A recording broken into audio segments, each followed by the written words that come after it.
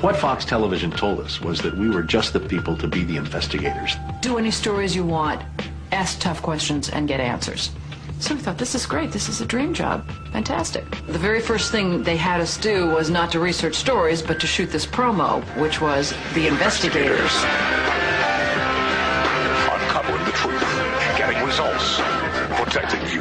And they had a film crew and a smoke machine, and we were silhouetted. Investigative reporter Steve. One of the first stories that Jane came up with was the revelation that most of the milk in the state of Florida and throughout much of the country was adulterated with the effects of bovine growth hormone, the artificial hormone that farmers were injecting into their cows so that they would produce more milk.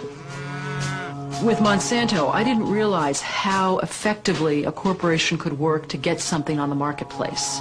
The levels of coordination they had to have. They had to get university professors into the fold. They had to get experts into the fold. They had to get reporters into the fold. They had to get the public into the fold.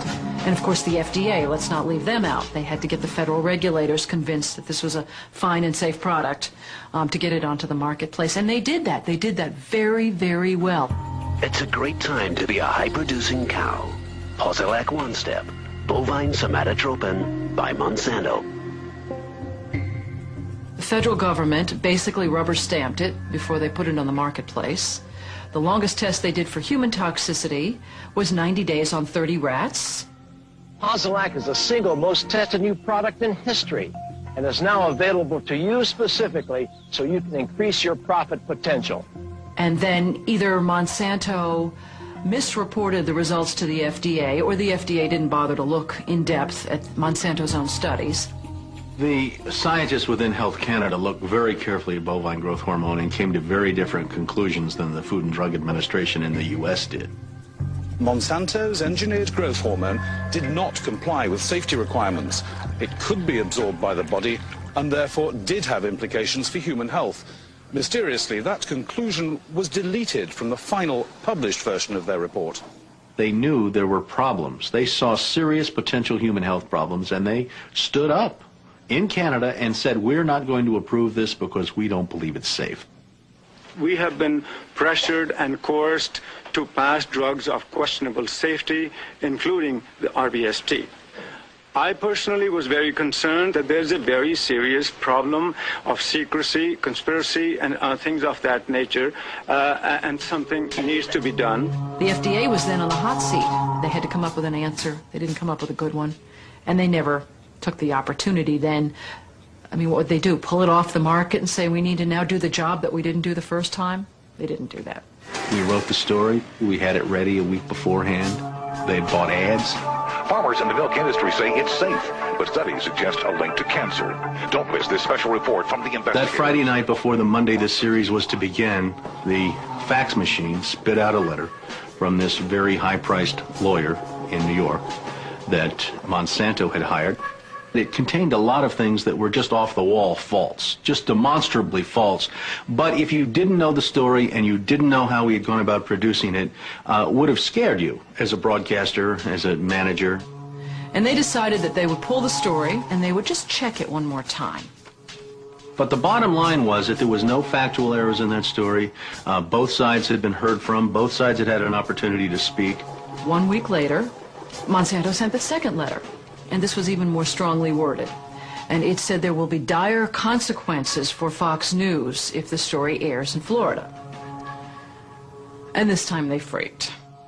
They were afraid of being sued, and they were also afraid of losing advertising dollars at all of the stations owned by Rupert Murdoch. And he owned more television stations than any other group in America. And that's 22 television stations. That's a lot of advertising dollars for Roundup, aspartame, NutraSweet, and other products. So we got into a battle. And the first deal was the new general manager. And his name's Dave. And Dave is a salesman, and, you know, he'd pump your hand. How you doing? How you doing? Called us upstairs to his office, and he said, what would you say if I killed this piece? What if it never ran? And we said, well, you know, we wouldn't be very happy about that. And he said, well, I could kill it, you know. And we said, yes, of course, you're the manager. You could kill it. It would never air. And he's hemming and he's hawing and he's back and he's forth. And we couldn't figure out, what is this all about? And finally he blurted out, look, would you tell anybody? You know, I said, I'm not going to lie for you. About a week later, calls us back to the office and says, okay, we'd like you to make these changes. In fact, you will make these changes. We said, well, look, let us show you the research that we have that shows that this information you want us to broadcast isn't true. To which he replies, I don't care about that. I said, pardon me? And he said, that's what I have lawyers for. Just write it the way the lawyers want it written. I said, you know, this is news. This is important. This is stuff people need to know. And I'll never forget, he didn't pause a beat, and he said, we just paid $3 billion for these television stations. We'll tell you what the news is. The news is what we say it is. I said, I'm not doing that.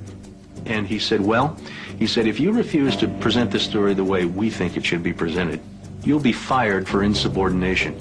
I said, I will go to the Federal Communications Commission and I will report that I was fired from my job by you, the licensee of these public airwaves, because I refused to lie to people on the air.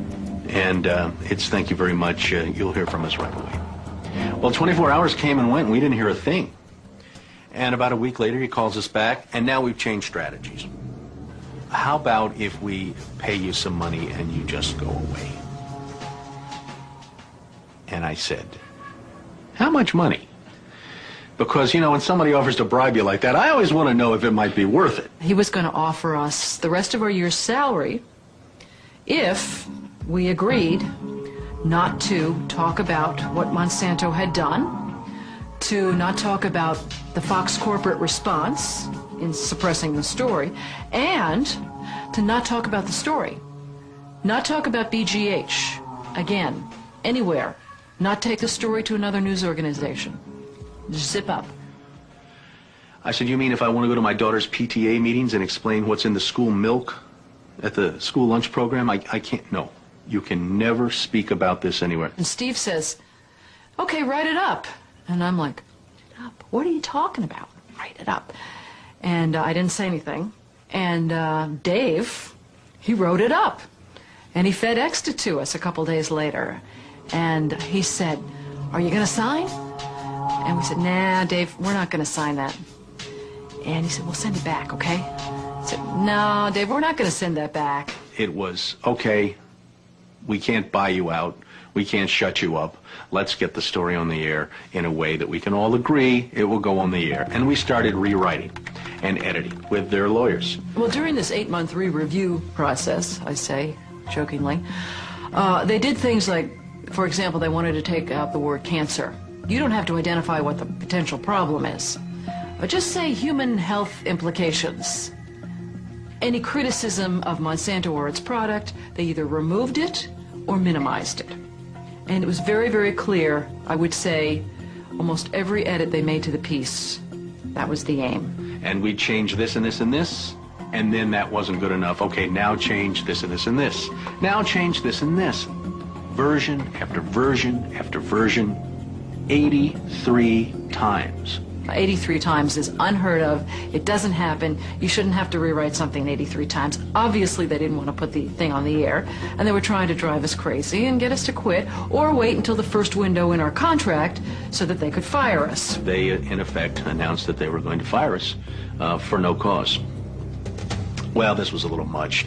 And Steve wrote a letter to the lawyer in Atlanta, whose name is Carolyn Forrest, the Fox corporate lawyer. And I said, you know, this isn't about being fired for no cause.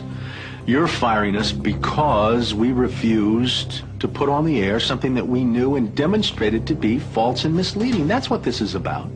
And because we put up a fight, because we stood up to this big corporation, and we stood up to your editors, and we stood up to your lawyers, and we said to you, look, there ought to be a principle higher than just making money. And she wrote a letter back and said, you are right. That's exactly what it was. You stood up to us on this story, and that's why we're letting you go. Jane sued Fox under Florida's whistleblower statute, which protects those who try to prevent others from breaking the law. But her appeal court judges found that falsifying news isn't actually against the law. Florida's appellate court has ruled in favor of Fox 13. You may recall that Jane Acre, a former reporter here, sued Fox 13 in a whistleblower lawsuit, claiming she was fired for refusing to distort her report. The appeals court today threw that case out, saying Ms. Acre had no whistleblower claim against the station based on news distortion. Fox 13 Vice President and General Manager Bob Linger says the station has been completely vindicated by the ruling.